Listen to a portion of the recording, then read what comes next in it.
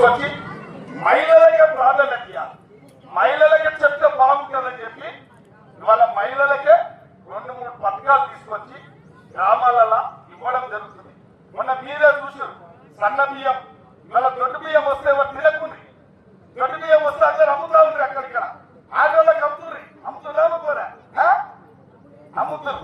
అందుకే ధనవంతులు ఏం బియ్యం తింటారో ఇలా గిరిజన మహిళలు, ఏళ్ళ కుటుంబాల మహిళలందరూ సోనా మైసూర్ బియ్యం తినాలనే అందరికీ బియ్యం ఇవ్వడం జరిగింది.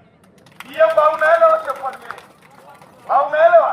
అందుకే ఇంకా 4 పథకాలు ఉన్నాయి. తప్పకుండా మీరు ఇవాళ మహిళలకు అడగక ముందే మహిళా భవనం పెట్టించినాం. మహిళా భవనం మరి జాగు ఉందా లేదా, మరి ఎందుకో బాగా స్టార్ట్ చేయాలి.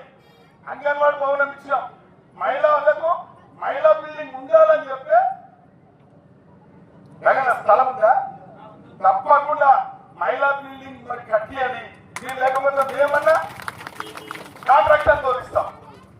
22 లక్షలు కాదు, ఇంకా 10 లక్షలు ఇస్తాం మనం మహిళా బిల్డింగ్ కట్టడానికి. ఎవరో ఒకరు ముందుకు రండి, స్థలం ఉంటే చెప్తున్నానమ్మా.